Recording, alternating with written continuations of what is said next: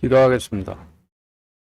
하나님, 오늘 누가복음 10장입니다. 저희 누가복음 10장 안에 있는 진리를 깨달을 수 있도록 하여 주시고, 또 저희가 진리를 깨달았으면은 그 진리 안에 거할 수 있도록 허락하여 주시옵소서.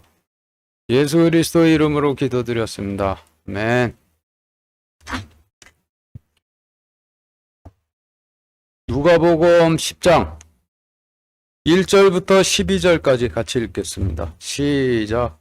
이 일들 뒤에 또 주께서 다른 70명도 세우사 친히 가시고자 하는 각 도시와 지역으로 둘씩 자기 얼굴 앞에 보내시니라. 이러므로 그분께서 그들에게 이르시되 진실로 수확할 것은 많으나 일꾼들이 적으니 그러므로 너희는 수확하시는 주께 기도하여 그분께서 그분의 수확밭에 일꾼들을 보내실 것을 청하라. 너희 길로 갈지어다. 보라, 내가 너희를 보내는 것이 어린 양을 일들 가운데로 보내는 것과 같도다. 돈주머니나 짐 보따리나 신을 가지고 가지 말며 길에서 아무에게도 무난하지 말고 어느 집에 너희가 들어가든지 먼저 이르되 이 집에 화평이 있을지어다 하라.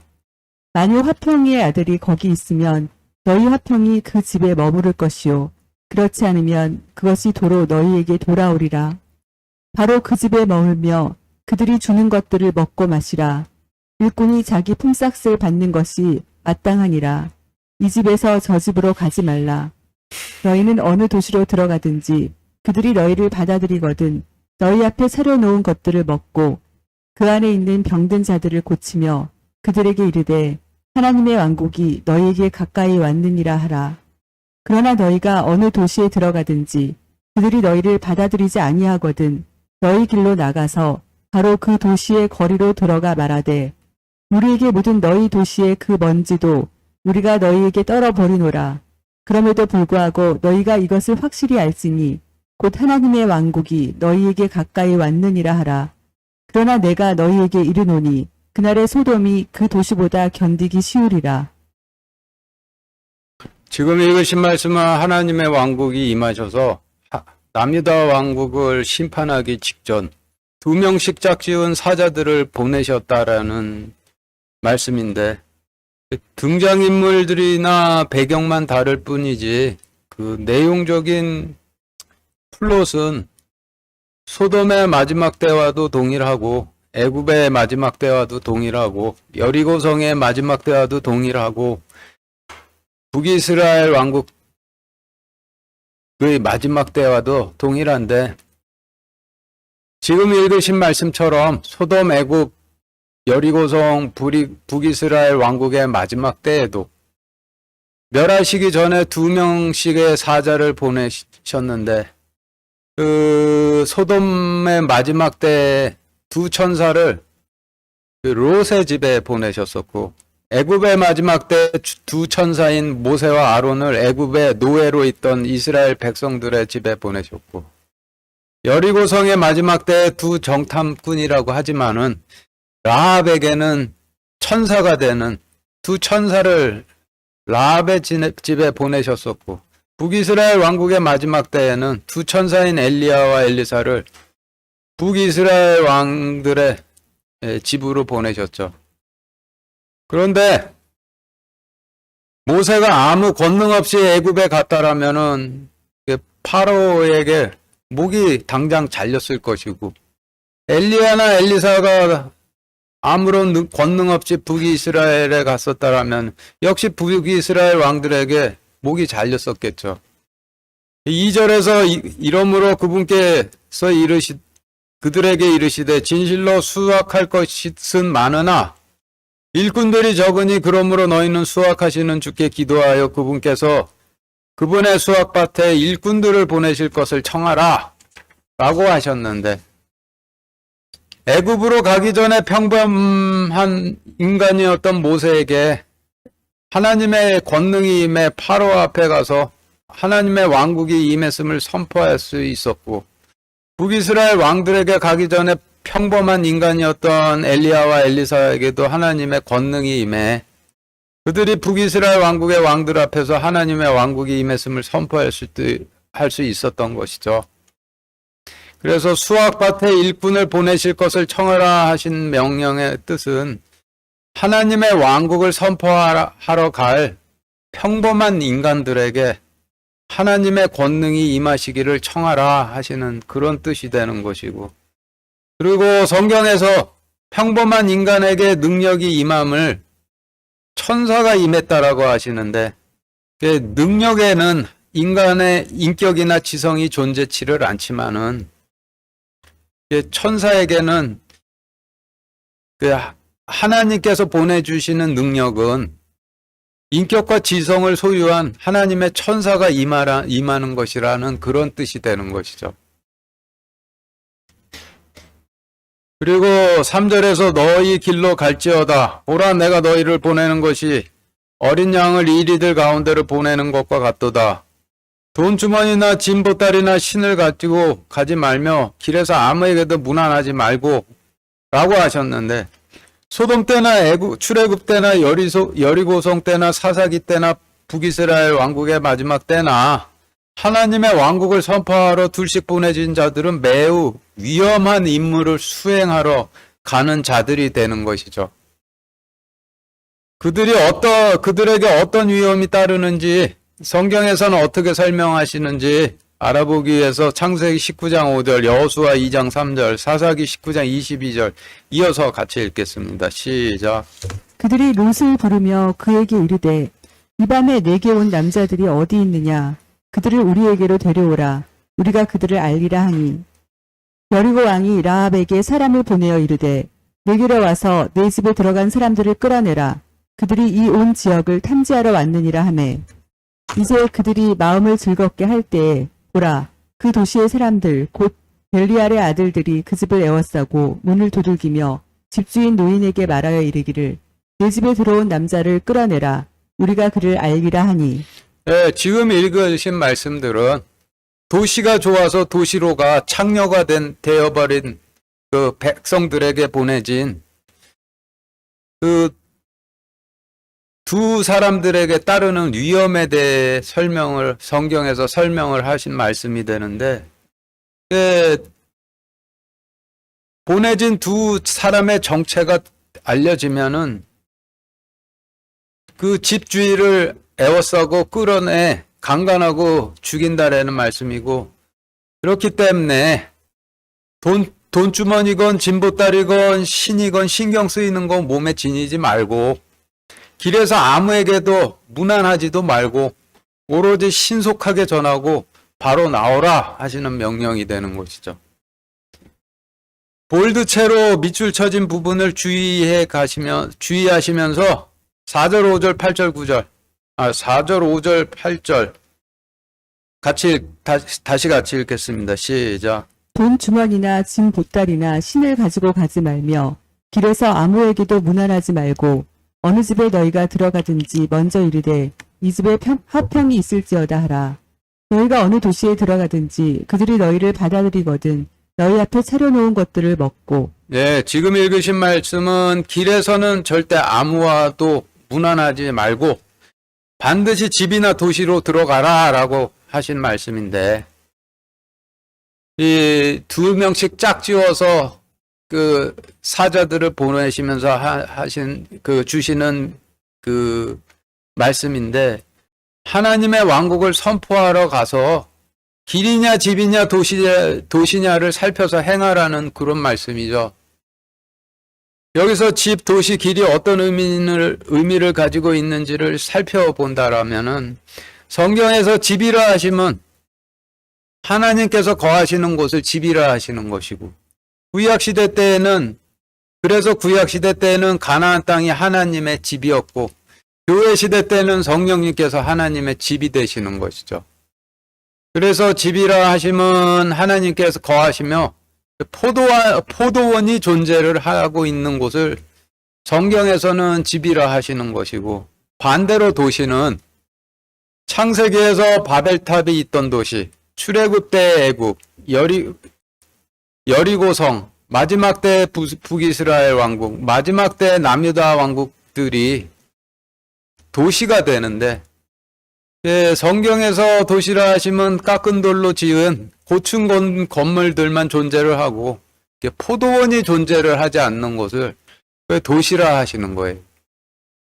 출애굽 때 하나님께서 이스라엘 백성들을 애굽에서 데리고 나오셔서 가나안 땅으로 들어가셨는데 애굽은 도시이고 이스라엘 백성들이 들어간 가나안 땅은 집이니 하나님께서 파로 밑에서 노예짓 하고 있던 이스라엘 백성들을 도시에서 데리고 나와 집으로 데리고 들어가신 것이 되죠.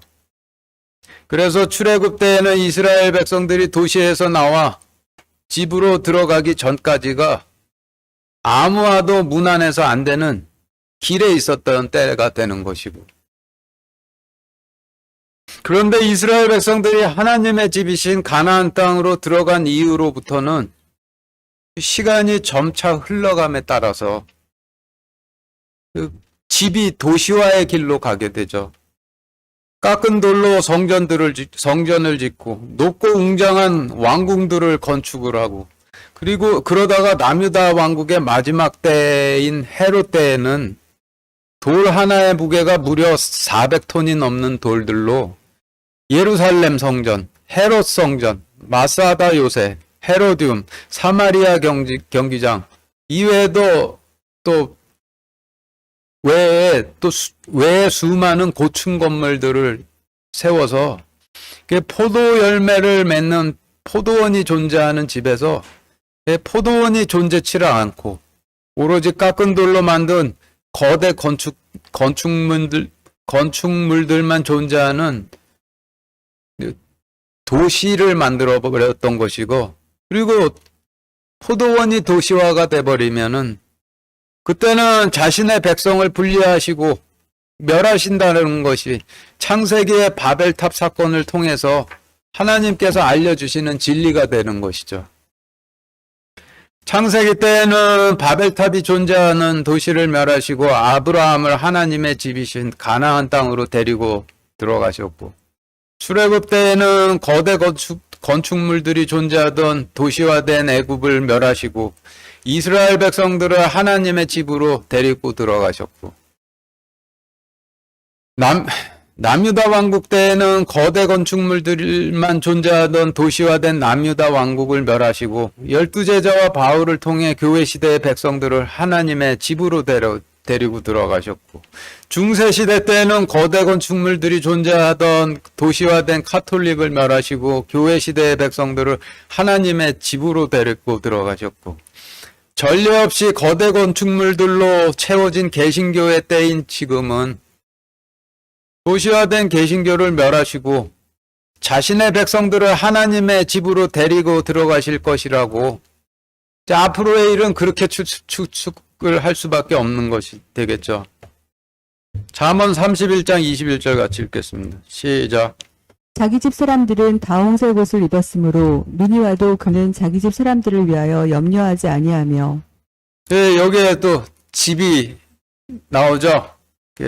지금 읽으신 말씀에서 집은 하나님께서 계시는 집을 의미하고, 홍색 옷이라 하시면은 옷이라 하시면 거룩한 대제사장들이 입을 수 있는 혼인잔치 예복을 의미하는 것이고, 눈이 온다 하시면 겨울을 의미하죠. 너희 도피하는 일이 겨울이 아니기를 기도하라라고 하신 말씀에서의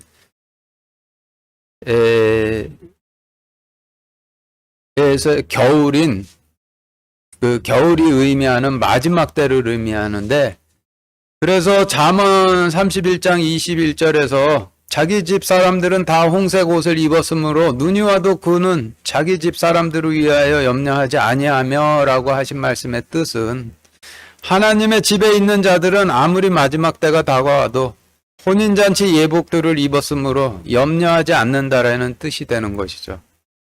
12절부터 16절까지 같이 읽겠습니다. 시작. 그러나 내가 너희에게 이르노니 그날의 소돔이 그 도시보다 견디기 쉬우리라. 고라시나 내게 화가 있을지어다. 벳세다야 내게 화가 있을지어다.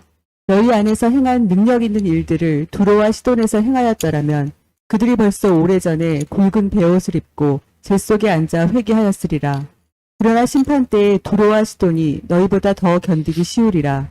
가버나움아, 내가 하늘에까지 높여졌으나 지옥에까지 쫓겨 내려가리라. 너희 말을 듣는 자는 내 말을 들으며 너희를 업신여기는 자는 나를 업신여기고 나를 업신여기는 자는 나를 보내신 분을 업신여기느니라 하시니라. 예, 지금 읽으신 말씀은 이 두 명씩 왕의 조서를 가지고 보내진 사자들이 발에 먼지를 털고 떠나도록 만든 도시 사람들에 대해서 하나님께서 하시는 말씀인데, 내가 불과 칼을 가져와 너희와 대면하리라 라고 하시는 말씀이죠. 17절부터 20절까지 같이 읽겠습니다. 시작. 70명이 기뻐하며 돌아와 이르되 주여 주의 이름으로 말미암아 마귀들도 우리에게 굴복하나이다 하니 그분께서 그들에게 이르시되 사탄이 하늘로부터 번개같이 떨어지는 것을 내가 보았도다. 보라, 내가 너희에게 뱀과 전갈을 밟으며 원수의 모든 능력을 제압할 권능을 주노니 어떤 방법으로도 너희를 해칠 것이 전혀 없으리라. 그럼에도 불구하고 그 영들이 너희에게 굴복하는 이 일로 기뻐하지 말고 오히려 너희 이름이 하늘에 기록되었으므로 기뻐하라 하시니라. 네, 지금 읽으신 말씀은 여리고성에 보내졌던 지금 읽으신 말씀은 여리고성에 보내졌던 두 정탐꾼이 다녀와 여호수아에게 보고를 하였듯이 주님께서 둘씩 보내셨던 자들도 돌아와서 주여 주의 이름으로 말미암아 마귀들도 우리에게 굴복하나이다 라고 보고를 하고 있는 것이죠.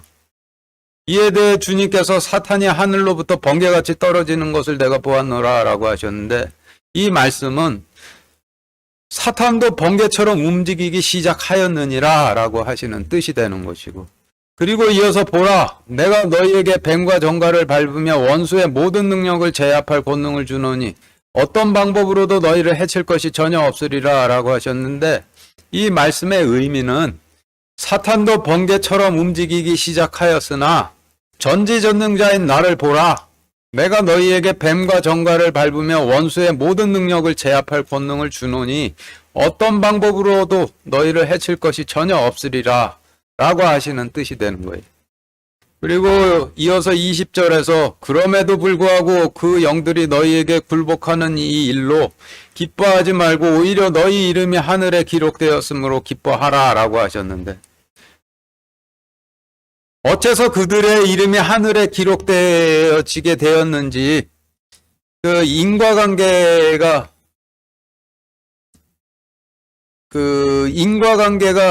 이루어지는 말씀을 찾아보면은 그 말씀이 앞에서 읽은 3절 말씀인데, 그 3절에서 너희 길로 갈지어다 라고 하신 말씀이 너희 이름이 하늘에 기록되어졌느니라 라는 말씀과 인과관계로 연결이 되어 있는 것이죠. 성경에서는 주님께서 충분히 빵을 먹이신 후 가라라는 명령을 주시는데, 주님께서 가라 명령을 주실 때 가면은 하나님의 왕국으로 들어간다라고 이렇게 설명을 하고 계시죠. 출애굽 때 광야에서 모세 오경으로 먹이시고 너희 장막을 가지고 가라 명령하셨을 때 갔던 이스라엘 백성들이 그 약속의 땅으로 들어갔듯이 주님의 명령에 따라서 둘씩 짝지어 보내졌던 70명도 그 이전 동안 주님의 몸이신 하늘에서 내려온 빵을 충분히 먹고 3절에서 너희 길로 가라 라고 하신 명령에 순종하여 갔다 왔더니 너희 이름이 하늘에 기록되어 있으므로 기뻐하라 라고 하신 것이 되는 거죠. 21절, 22절 같이 읽겠습니다. 시작. 그 시각에 예수님께서 영 안에서 기뻐하시며 이르시되 오 하늘과 땅의 주 되시는 아버지여, 아버지께서 이것들을 지혜롭고 분별 있는 자들에게는 숨기시고 아기들에게는 드러내셨음을 감사하나이다. 과연 그러하옵나이다 아버지여, 그것이 아버지 보시기에 매우 좋았나이다.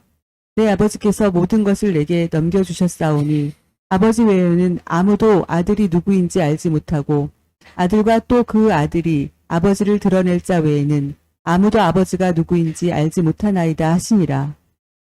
예, 지혜롭고 분별 있는 자의 반대는 어리석고 분별이 없는 자이고 아기들의 반대는 어른들이나 노인들이 되는 것인데, 그런데 21절 말씀에서는 지혜롭고 분별 있는 자들의 반대되는 개념을 아기들이라고 설명을 하고 계시죠. 그러면 21절의 말씀에서 주님께서 지혜롭고 분별 있는 자와 아기들을 나누시고 계시는 기준이 우리가 일반적으로 생각하는 상식과는 다르다는 뜻이 되는 것인데, 그런데 10장 말씀의 전체적인 구성의 관점에서 볼 때 그 10절 말씀의 전체적인 구성은 집, 도시, 길이라는 프레임 안에서 말씀을 주시고 계시니 21절에서 지혜롭고 분별 있는 자와 아기들을 나누신 기준도 도시에 속한 사람이냐, 집안에서 새로 태어난 가족이냐에 따라서, 즉 도시냐 집이냐에 따라서 지혜롭고 분별 있는 자와 아기들로 나누시고 계시다라고 합리적인 추측을 해볼 수가 있는 것이죠. 예를 들어서 한 집안에 두 아들이 있는데 한 아들은 공부도 잘하고 지혜롭고 다른 한 아들은 공부는 잘 못하지만 성실하다라고 가정을 해볼 때, 부모가 공부 잘하고 지혜로운 아들은 사랑하고 성실하지만 공부를 잘 못하는 아들은 덜 사랑하고 하지는 않죠.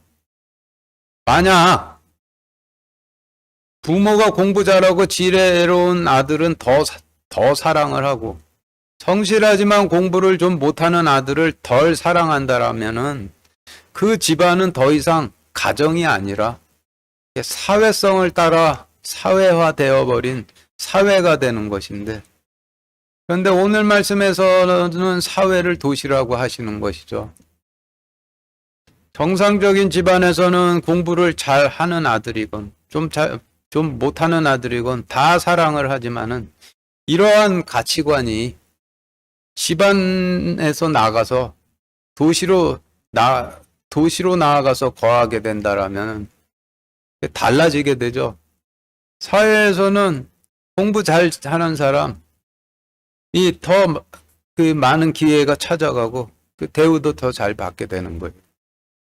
그래서 주님께서 아기라고 부르신 자들은 주님 집안에서 새롭게 거듭 태어난 그 가족을 아기라 하신 것이고, 반대로 지혜롭고 분별 있는 자라 부르신 자들은 주님의 집안에서 태어난 사람들이 아니라 도시에서 태어나 도시에서 살면서 도시의 가치관에 따라서 따라 사는 사람들을 지혜롭고 분별 있는 자라고 부르시는 것인데, 주님께서 아기와 지혜롭고 분별 있는 자를 나누시는 기준이 자신의 집안에 속하였느냐, 도시에 속하였느냐에 따라서 이렇게 나누시고 계신 것이 되는 거죠. 23절, 24절 같이 읽겠습니다. 시작. 또 그분께서 자기 제자들에게 돌아서서 은밀히 이르시되 너희가 보는 것들을 보는 눈은 복이 있도다. 내가 너희에게 이르노니 많은 대언자들과 왕들이 너희가 보는 그것들을 보고자 하였으나 보지 못하였고 너희가 듣는 그것들을 듣고자 하였으나 듣지 못하였느니라 하시니라. 모세가 주님 얼굴 뵙기를 소망하였는데 하나님께서 모세를 바위 사이에 숨기시고 순간적으로 뒷모습만 보여주셨을 뿐이죠. 모세, 다윗, 사무엘, 히스기야, 엘리야, 엘리사, 이사야, 예레미야, 이런 사람들이 이런 이스라엘의 왕들이 주님 뵙기를 간절히 소망했지만은 주님을 뵐 수가 없었는데, 반면 복음서에 등장하고 있는 사람들은 이런 거룩한 왕들과 대언자들이 그토록 뵙기를 소망했던 하나님 얼굴을 직접 다 바라보고 있는 것이죠. 그런데 보기는 보되 보이시지를 않는 것이죠. 25절부터 29절까지 같이 읽겠습니다. 시작.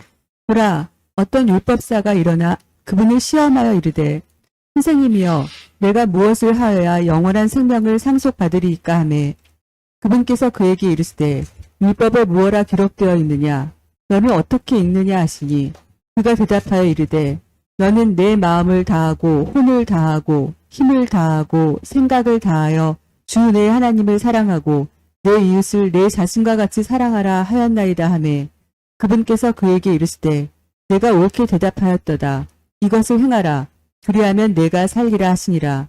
그러나 그가 자기를 의롭게 만들려고 예수님께 이르되 그러면 내 이웃이 누구니까 하니 예, 지금 율법사는 집안에 거하지 않고 도시로가 도시에 거하는, 애굽에 가서 애굽에 거하는 지혜롭고 분별 있는 자의 샘플로 등장을 하고 있는 사람이 되는 것이죠. 모세나 다윗 같은 역대 왕들과 대언자들이 뵙기를 소망했던 하나님의 얼굴을 자신의 눈으로 직접 보고 있는 것인데, 보기는 보되 알아보지는 못하는 자로, 이렇게 알아보지 못하는 자의 샘플로 등장을 하고 있는 것이죠. 30절부터 35절까지 같이 읽겠습니다. 시작. 예수님께서 대답하여 이르시되 어떤 사람이 예루살렘에서 여리고로 내려가다가 강도들을 만나매 그들이 그의 옷을 벗기고 그에게 상처를 입혀 그를 반쯤 죽이고 떠나갔느니라. 마침 어떤 제사장이 그 길로 내려오다가 그를 보고는 다른 쪽으로 지나가고 또 이와 같이 한 레위 사람도 그가 그곳에 있을 때에 와서 그를 바라보고는 다른 쪽으로 지나가되 어떤 사마리아 사람은 여행을 하다가 그가 있는 곳에 이르러 그를 보고 불쌍히 여겨 그에게 가서 기름과 포도즙을 붓고 그의 상처를 싸매며 그를 자기 짐승에 태워 여관으로 데려가 돌보아주고 이튿날 떠날 때에 2데나리온을 꺼내 주인에게 주며 그에게 이르되 그를 돌보아주라. 당신이 얼마를 더 쓰든지 내가 다시 올 때에 갚으리라 하였느니라. 예, 이어서 36절, 37절 같이 읽겠습니다. 시작. 이제 너는 이 세 사람 중에 누가 강도받는 자의 이웃이라고 생각하느냐 하시니 그가 이르되 그에게 긍휼을 베푼 자니이다 하매 이에 예수님께서 그에게 이르시되 가서 너도 그와 같이 하라 하시니라.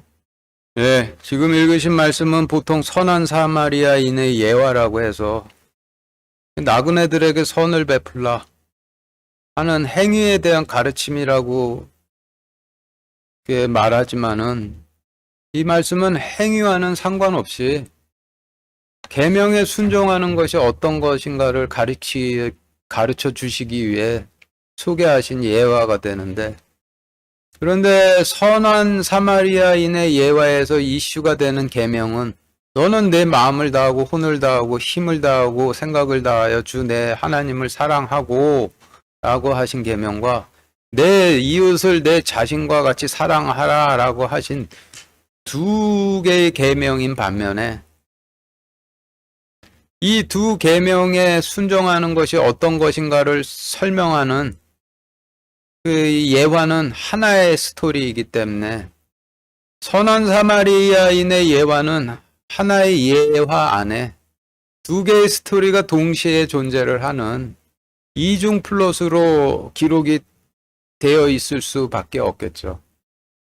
그래서 선한 사마리아인의 예화 안에 동시에 존재하는 스토리 중 하나의 스토리는 너는 내 마음을 다하고 혼을 다하고 힘을 다하고 생각을 다하여 주 내 하나님을 사랑하여 하라 하신 명령을 어떻게 지켜야 하는가를 설명하는 말씀이 될 수밖에 없을 것이고, 다른 하나의 스토리는 내 이웃을 내 자신과 같이 사랑하신 명령을 어떻게 지켜야 하는가를 설명하시는 말씀이 될 수밖에 없는데, 하나의 예화로 두 계명을 어떻게 지켜야 하는지를 동시에 설명해 주시는 그러한 말씀이 되는 것이죠. 30절 다시 같이 읽겠습니다. 시작. 예수님께서 대답하여 이르시되 어떤 사람이 예루살렘에서 여리고로 내려가다가 강도들을 만나매 그들이 그의 옷을 벗기고 그에게 상처를 입혀 그를 반쯤 죽이고 떠나갔느니라. 네, 누가복음 10장 말씀의 전체적인 구성은 집, 도시, 길이라는 프레임 안에서 구성이 되어 있는데, 지금 읽으신 말씀도 그 전체적인 구성이라는 측면에서 본다라면은 예루살렘은 집을 상징하는 의미로 들어가 있고 반대로 여리고는 도시를 상징하는 의미로 들어가 있다라고 볼 수밖에 없는 것이죠. 하나님께서 도시인 애굽에서 이스라엘 백성들을 데리고 나오셔서 하나님의 집이신 가나안 땅으로 데리고 들어가셨는데 그 이후에 세월이 흘러서 구약 말씀의 페이지가 뒤로 넘어감에 따라서 포도원이 있던 하나님의 집이 깎은 돌로 높게 웅장하게 세운 성전과 왕들이 사는 거대한 궁들만 존재하는 도시로 변해가죠. 이와 같은 이스라엘의 변화를 30절 말씀에서 집인 예루살렘에서 도시인 여리고로 내려갔다라고 기록을 하신 것이고 하나님의 집이었던 이스라엘이 도시화되는 과정에서 어떤 사람이 강도들을 만나 옷이 벗겨지고 매를 맞고 돌로 맞고 반쯤 죽임을 당했다라고 하셨는데 강도들과 매를 맞고 돌로 맞고 반쯤 죽임을 당한 사람은 어떤 사람인지 그 의미를 알아보기 위해서 마가복음 12장 1절부터 5절까지 같이 읽겠습니다. 시작. 그분께서 비유로 그들에게 말씀하기 시작하여 이르시되 어떤 사람이 포도원을 만들어 그 주변에 울타리를 두르고 포도즙 따는 틀 놓을 곳을 파고 망대를 세운 뒤 농부들에게 그것을 세주고 먼 나라로 갔다가 철이 이름에 농부들을 불러부터 포도원의 열매를 받으려고 농부들에게 한 종을 보내니 그들이 그를 붙잡아 때리고 빈손으로 보내니라. 그가 다른 종을 그들에게 보내매 그들이 그에게 돌을 던져 머리에 상처를 입히고 그를 수치스럽게 취급하여 보내었거늘 또다시 그가 다른 종을 보내니 그들이 그를 죽이고 또 그 밖에 많은 종들도 덜어는 때리고 덜어는 죽이니라. 지금 읽으신 말씀을 통해 볼 때 강도들은 집인 예루살렘이 도시인 여리고로 변해가는 길에서 하나님의 포도원을 날로 먹으려 했던 역대 이스라엘 왕들과 역대 대제사장들을 의미하는 것이 되는 것이고 강도들을 만나 옷이 벗겨지고 매를 맞고 돌로 맞고 반쯤은 죽임을 당한 사람들은 앞에서 소개된 둘씩 짝지어져서 보내진 70명처럼 하나님께서 맡기신 포도원 열매를 받으시고자 보내신 대언자들을 의미하는 것이죠. 그래서 30절에서 예수님께서 대답하여 이르시되 어떤 사람이 예루살렘에서 여리고로 내려가다 강도들을 만나매 그들이 그의 옷을 벗기고 그에게 상처를 입혀 그를 반쯤 죽이고 떠나갔느니라 라고 하신 말씀의 뜻은 하나님의 집이었던 이스라엘이 도시화가 되어가는 길에서 하나님께서 하나님의 집인 이스라엘을 이스라엘의 왕들과 대사장들에게 맡기셨는데 그들로부터 열매를 받으시고자 자신의 종들인 대언자들을 보내셨더니 하나님의 집인 이스라엘을 맡고 있던 역대 이스라엘의 왕들과 그 대제사장들이 더러는 때리고 더러는 돌로 치고 보내신 자들 중 반수 정도는 죽였다라고 하시는 뜻이 되는 것이죠. 그리고 옷을 벗겼다라고 하시는 뜻은 불의한 자로 그의 의를 벗기고 불의한 자로 정죄를 했다라는 의미가 되는 것이고 31절 32절 다시 같이 읽겠습니다. 시작. 마침 어떤 제사장이 그 길로 내려오다가 그를 보고는 다른 쪽으로 지나가고 또 이와 같이 한 레위 사람도 그가 그곳에 있을 때에 와서 그를 바라보고는 다른 쪽으로 지나가되 지금 읽으신 말씀은 하나님의 집이었던 이스라엘이 도시화되어 가는 길에서 하나님께서 열매를 받으시고자 자신의 종들인 대언자들을 보내셨는데 하나님의 집인 이스라엘을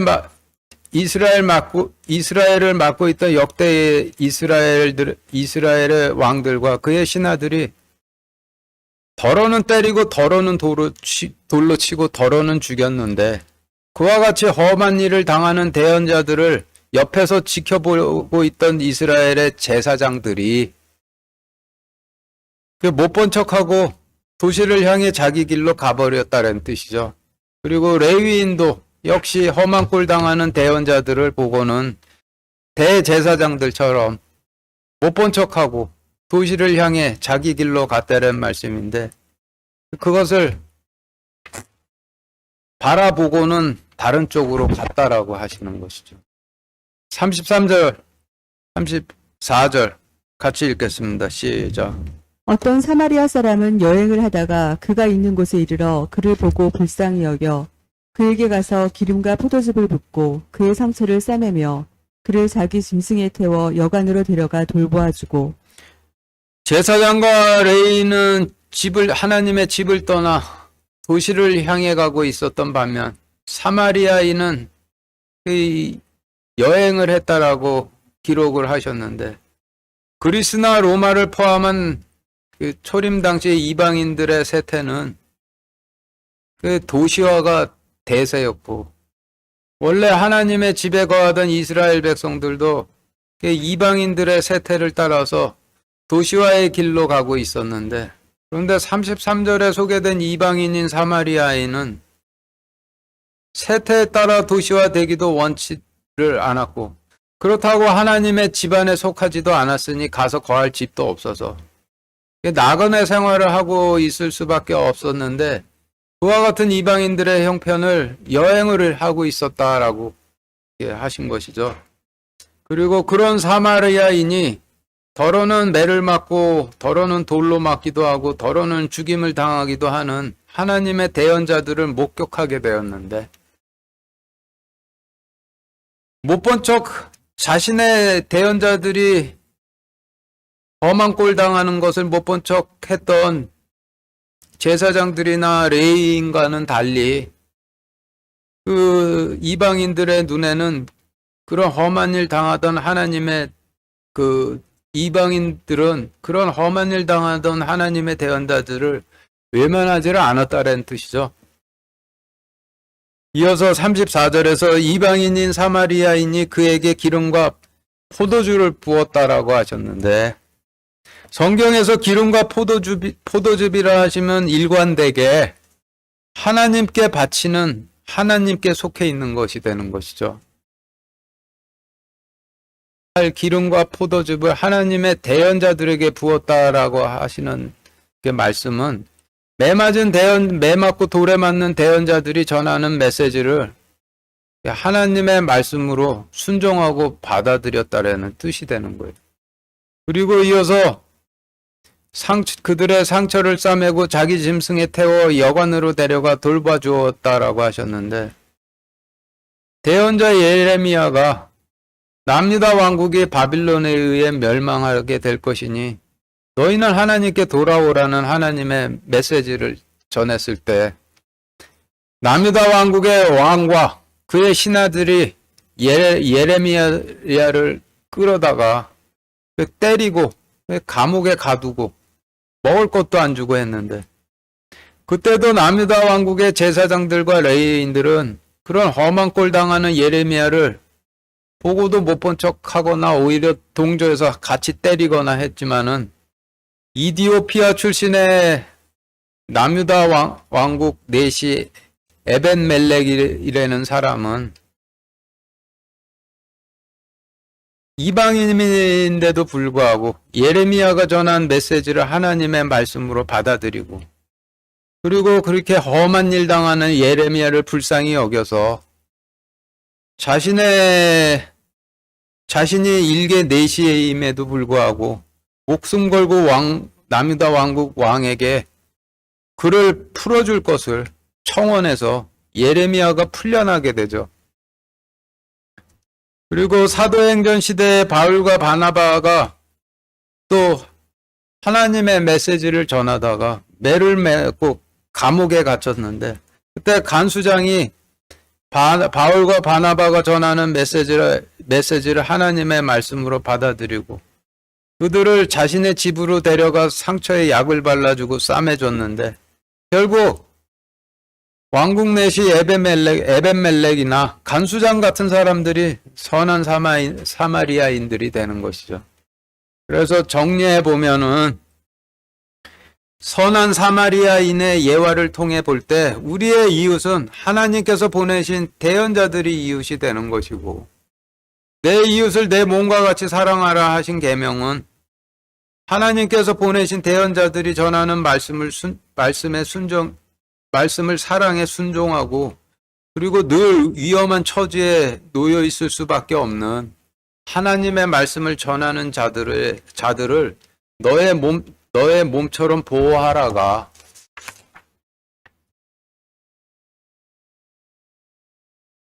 선한 사마리아인의 예화를 통해서 내 이웃을 내 몸과 같이 사랑하신 그 계명의 실질적인 의미가 되는 것이죠. 그리고 불과 1세기 전까지만 해도 선한 사마리아인의 예와 같은 일이 실제로들 많이들 벌어졌었죠. 그래서 하나님의 말씀을 전하는 사람들을 보호하지 않으면 안 됐던 때였었던 것이죠. 그리고 선한 사마리아인의 예화에서 선한 사마리아인은 왕국 내시 에벤멜렉이나 간수장 바울과 바나바 때의 간수장 같이 하나님의 대언자들을 영접하고 그들을 보호하려 했던 이방인들을 의미하기도 하지만은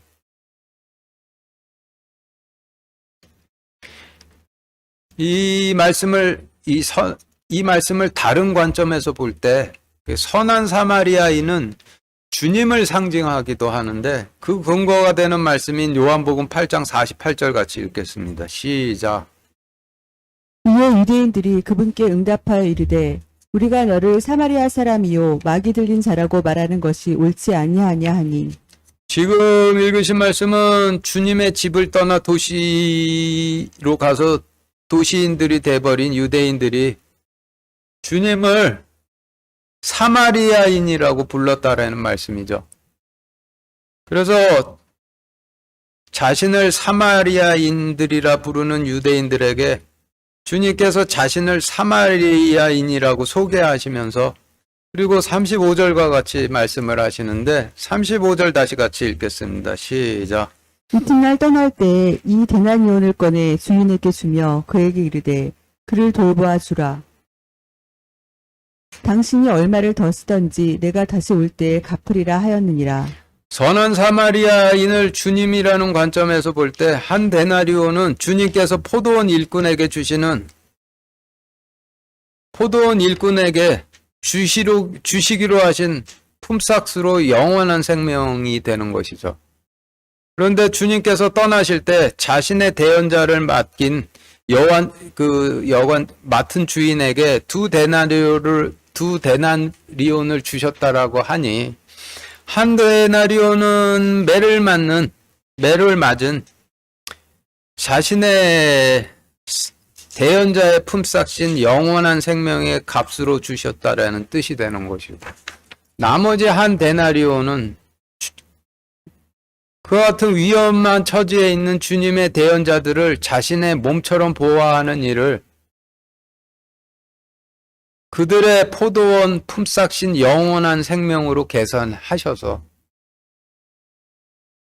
그 품삯을 주시되 후불이 아니라 선불로 주셨다는 의미가 되죠. 그리고 더 썼다라면은 얼마든지 더 갚으리라고 하셨다라는 말씀이고. 로마서 2장 6절 같이 읽겠습니다. 시작. 그분께서 각 사람에게 그의 행위대로 갚으시되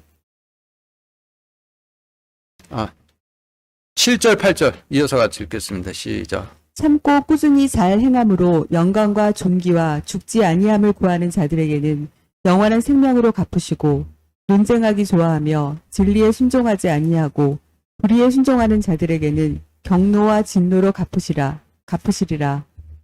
예, 앞에서 두 데나리온을 주시면서 내가 다시 올 때 갚으리라라고 하셨는데 그 갚으리라라고 하시는 말씀은 주님께서 하시는 말씀이죠. 그런데 그 말씀을 로마서 말씀을 통해 보면은 이게 포도원을 날로 먹고 하나님의 대언자들을 덜어는 때리고 덜어는 돌로 치고 덜어는 죽인 강도들과 그런 하나님의 대언자들을 보고도 못 본 척하고 가버린 자들에게는 전부 행위대로 갚으시겠다라는 그런 뜻이 되는 것이고, 자신의 대언자들과 그들이 전한 하나님의 말씀을 듣고 그 말씀을 전한 자들을 보호한 자들에게는 영원한 생명으로 갚으시겠다라는 의미가 되는 것이죠. 그리고 율법사나 제사장들이나 레위인들이 평소에 자신들이 하나님을 사랑한다고 생각을 할 것 같으세요? 안 할 것 같으세요? 율법사나 제사장들이나 레위인들처럼 도시화된 자들도 평소에 자신들이 하나님 사랑한다라고 생각을 하겠지만은 대언자들처럼 마음을 다하고 혼을 다하고 힘을 다하고 생각을 다하지 않을 뿐이죠. 마음을 다하고 혼을 다하고 힘을 다하고 생각을 다하지 않으면은 집에서 도시로 내려가 버려서 도시인들이 되어버린다라는 의미를 가지고 있는 말씀이 되는 거죠. 그리고 마지막으로 선한 사마리아인의 예화에 담겨 있는 또 하나의 스토리가 있는데, 그 스토리는 소돔에 관한 말씀과 동일한 스토리로서 자신의 천사들을 도시로 보내시고 선한 사마리아인과 같은 자들은 구원하시고 그 다음에는 불과 칼을 가지고 오셔서 소돔처럼 멸하신다라는 스토리가 되는 것이죠. 38절부터 끝까지 같이 읽겠습니다. 시작. 이제 그들이 갈 때 그분께서 어떤 마을로 들어가시니 마르다라 하는 어떤 여자가 그분을 자기 집으로 받아들이니라.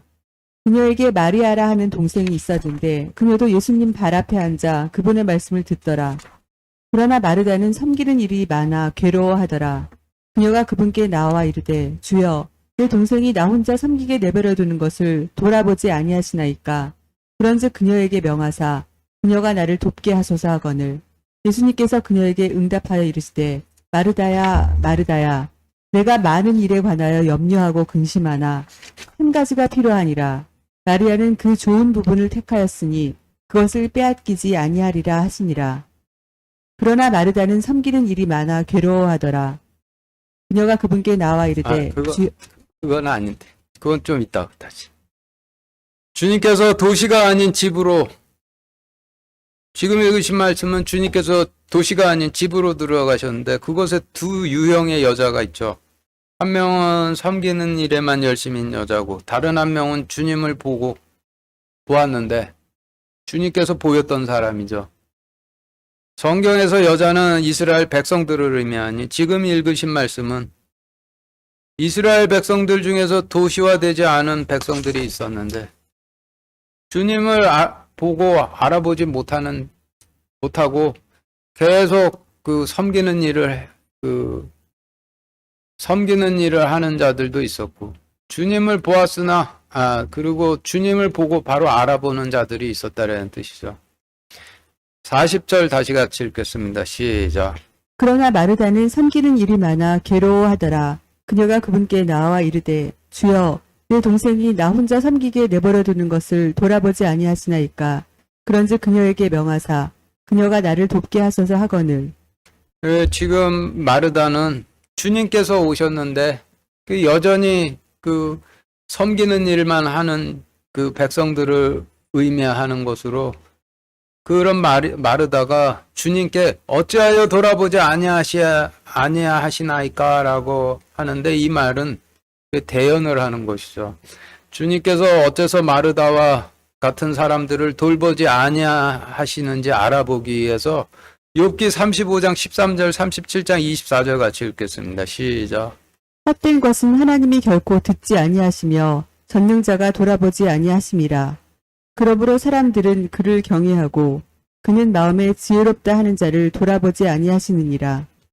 이 말씀을 통해 볼 때 주님께서 마르다 같은 자를 돌아보지 아니하심은 그들의 마음에 앞에서 소개된 도시화된 사람들처럼 스스로 지혜롭고 명철하다라고 생각하기 때문에, 그래서 주님께서 그들을 돌아보지 아니하셔서 그들이 보긴 보되 주님을 알아보지는 못한다라는 그런 말씀이 되는 것이죠. 마치겠습니다.